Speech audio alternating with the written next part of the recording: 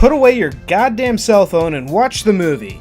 That's the message that social media relayed to AMC Theater CEO Adam Aron this week after he suggested in an interview with the LA Times that his theaters might relax on the no texting policy as a way to attract the millennial audience. While the statement was only a suggestion of an idea, reaction to that idea was extreme, enough so that AMC Theaters issued a formal statement declaring that this particular notion is well and truly dead. Which is a good thing, because there's a lot of movies coming up. If you needed a pick-me-up after Batman v Superman, Warner Brothers showed that they still know how to have fun. The latest trailer for Suicide Squad released, showing off more of the movie's action scenes, one-liners, and great soundtrack.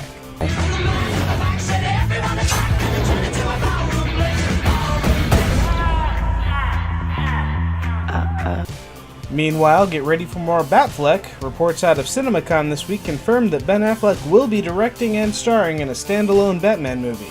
No details were given about the movie beyond the fact that it's happening, but it is happening.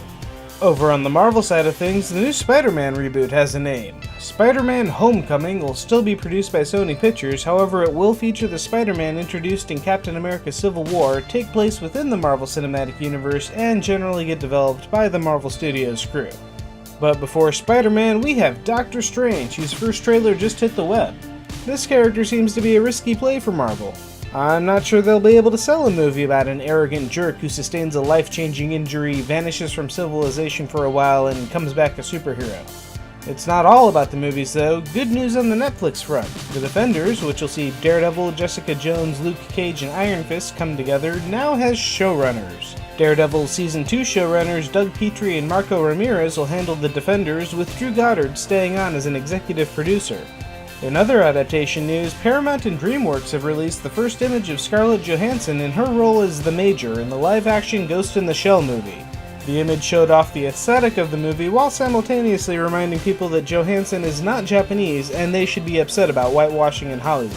Of course, I suppose if you were going to put somebody into a robotic body in the real world, one that looks like Scarlett Johansson isn't exactly out of the question. And speaking of Japan, Toho this week released a trailer for Shin Godzilla, the first Japanese Godzilla film in 12 years. Opening in Japan on July 29th, the new movie features the largest incarnation of Godzilla yet and will return the franchise to the days of using the monster as a stand-in for real-world disasters. Finally, in video games, Super Mario Bros. Has a new speed record to beat. Speedrunner Darbian shaved 0.0007 seconds off the previous record, beating the game in 4 minutes and 57.260 seconds. And on to releases hitting theaters this week, we have The Huntsman Winters War. What's better than one scary magical queen? Two scary magical queens! It seems that after taking on the evil queen, Chris Hemsworth is going after Elsa. I guess if this is going to be the pattern, it won't be until the third movie when the huntsman actually fights animals. And if that's not enough fairy tales for you, there's Tale of Tales, an Italian movie splitting its time between a variety of weird stories. This movie will be available for streaming at the same time it gets a limited theatrical release. The same appears to be true for The Holiday. This horror anthology brings together a range of writers, directors, and actors for a series of short holiday-themed horror stories. And finally, Precious Cargo. It's thief against thief when Bruce Willis kidnaps Mark Paul Gosselaar's wife to blackmail him into doing one last big job. Not that any of that matters, because I was sold on the idea of Bruce Willis against Zach Morris.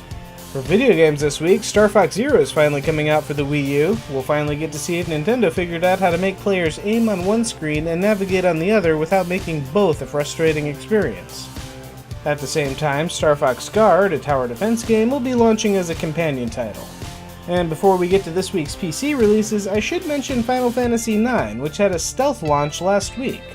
Okay, now that that's out of the way, we have Tales Across Time, a story-driven RPG experience from the creators of 8-Bit Adventures: The Forgotten Journey.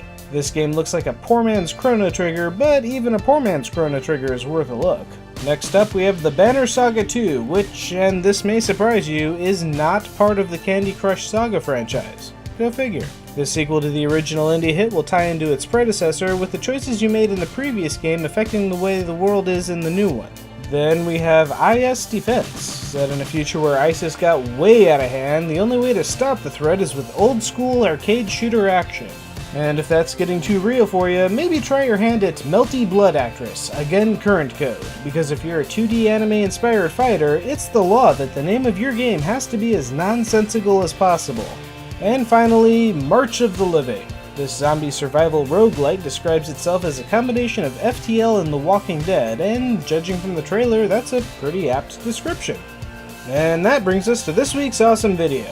We've got a lot coming up for Marvel's Phase 3, so how about a look back at where we've been?